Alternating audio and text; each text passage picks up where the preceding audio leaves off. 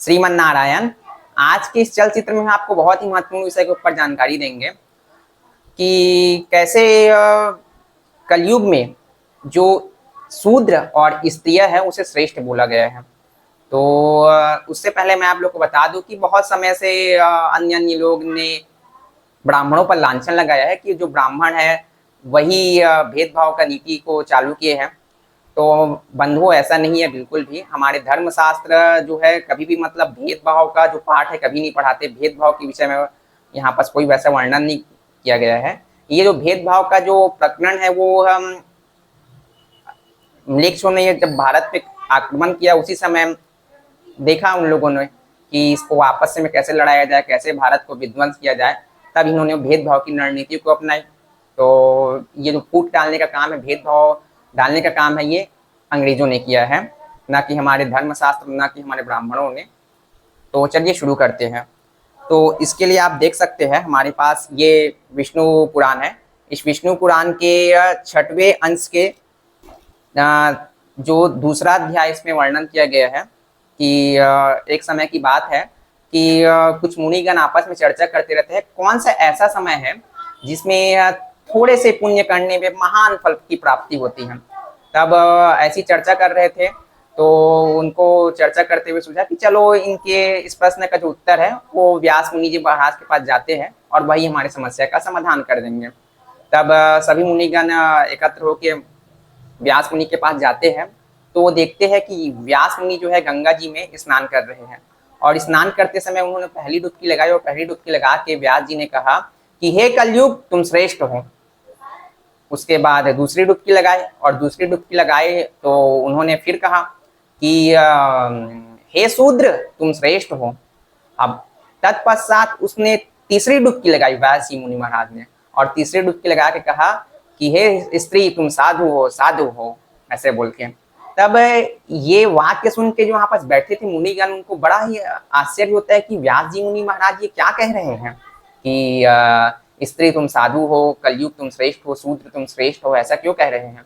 तब व्यास जी मुनि महाराज स्नान करके अपने नित्य कर्म से निवृत्त होके आते हैं और पूछते हैं कि बताइए आप लोगों का यहाँ आने का कारण क्या है।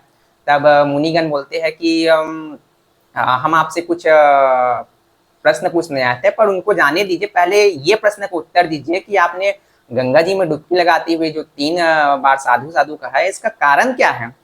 तब व्यास मुनि जी महाराज बताते हैं कि सुनो, इसका बारे में मैं आपको बता ही देता हूँ।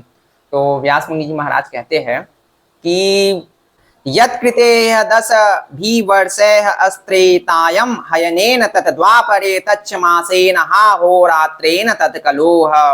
जो फल सतयुग में 10 वर्ष तपस्या करने के बाद और कठोर ब्रह्मचार्य व्रत पालन करने के बाद जो फल प्राप्त होता है वही फल त्रेता युग में 1 वर्ष तपस्या करने के पश्चात प्राप्त होता है और वही जो फल है वो द्वापर युग में 1 मास के अंतर्गत मिलता है। और लेकिन परंतु कलयुग में वो फल केवल भगवान के नाम लेने पर ही मिल जाता है, इसलिए मैं कलयुग को श्रेष्ठ बता रहा हूँ, व्यास जी मुनि महाराज कहते हैं।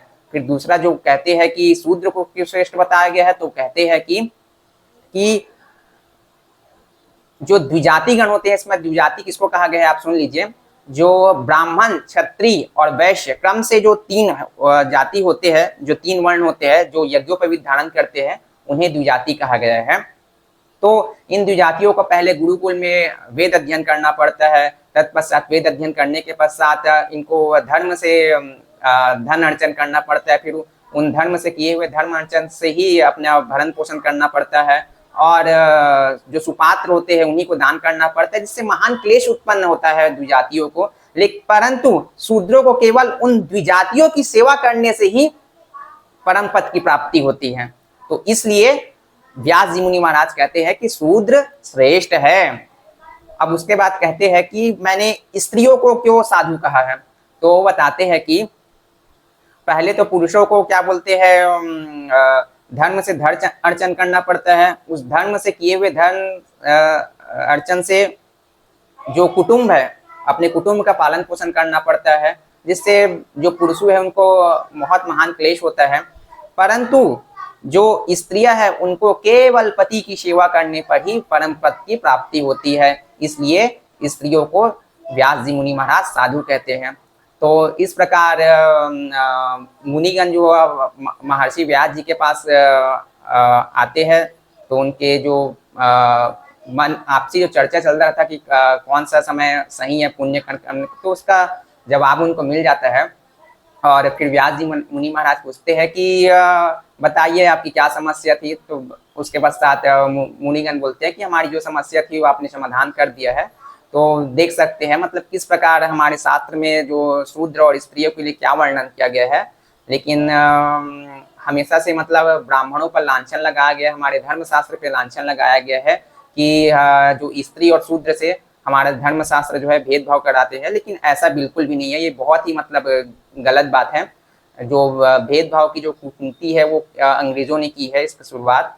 और मैं आपको बाद में बताऊंगा भी कि अंग्रेज किस प्रकार से आए, किस प्रकार से भारत को विध्वंस करने का इन लोग का कूटनीति चला, जो आज तक चलते आ रहा है। तब तक ले नमो नारायण।